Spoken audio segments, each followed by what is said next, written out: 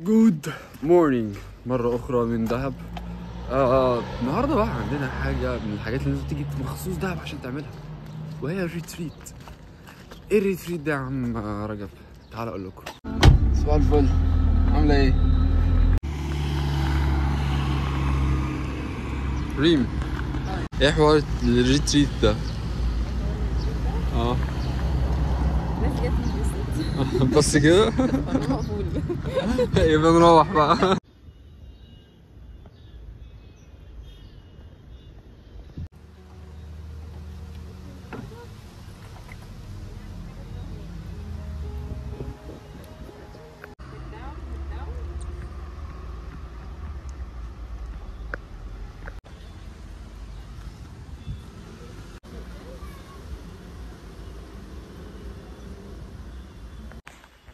ايه بقى حوار الريتريت ده؟ الناس هنا في دهب بتيجي تتبسط. ريم اختصرت الموضوع ببساطة جدا، الناس جاية تتبسط.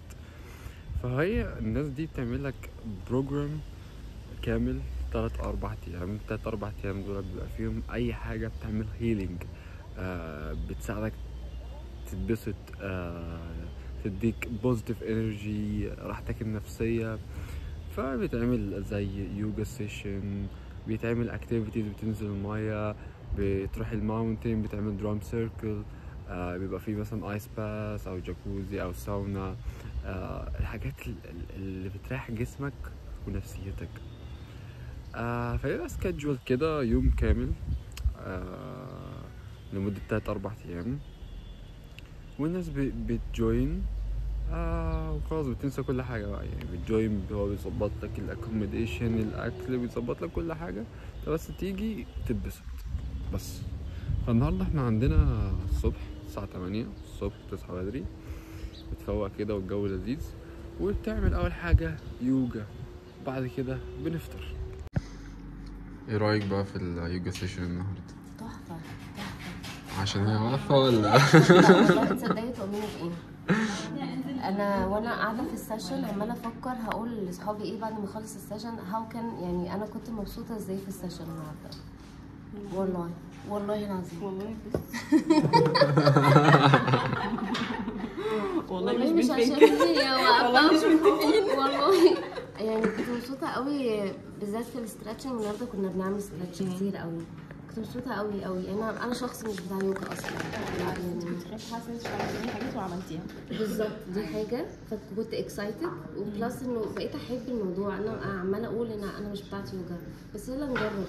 اندن النهارده بقيت احس انه لا، يعني في حاجة حلوة. انا مبسوطة، انا عبرت كتير قوي بجسمي بحركات كتيرة قوي، خلتني at the end of the session يعني في حتة تانية خالص. ف حلو قوي. انت برضو مش واخده بالك ان انت يو بوش يور سيلف، حتى مش واخده بالك فكره انت بتعملي كده من جود واي، يعني هو مش ان هو بتتخانقي مع جسمك، لا ان انا عارفه كده بس لما قلت لك حاولي ما قلتليش لا. انت رايك في الاكسبيرينس كلها بقى؟ لا انا اول مره اجي دهب، حلوه قوي قوي قوي. اول ما تيجي دهب اصلا بقى لا، وريم التمرين امبارح كان حلو قوي، المكان كمان كان تحفه.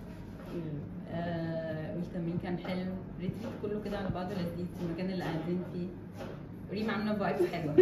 برافو يا ريم.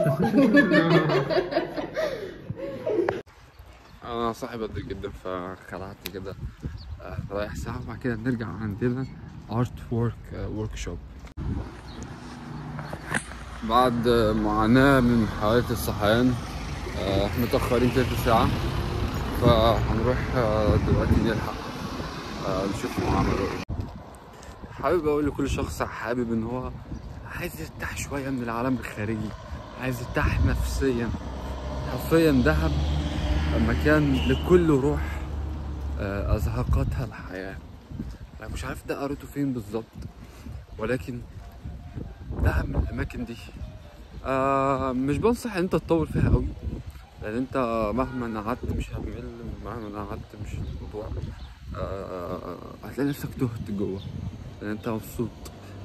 فدهب من الأماكن اللي تروحها تاخد لك بريك من الدنيا وترجع للريل لايف، لأن حرفيا دهب أنا بحسها مش ريل لايف من كتر ما هي حلوة وبيتوه فيها.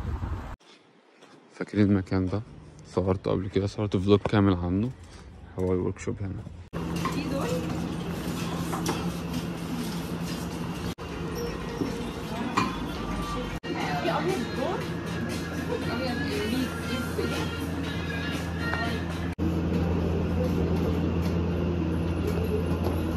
بقالي فترة مش متعود إن أنا أصحى بدري، الموضوع كان مرهق شوية، فكنت لازم أقعد الأرض ورك شوب دي ورحت نمت. ودلوقتي احنا رايحين الجبل، عندنا درام سيركل. درام سيركل دي بقى بتطلع الانرجي اللي جواك بالطبل بقى في الجبل، ما بين الجبل كده وصدى الصوت.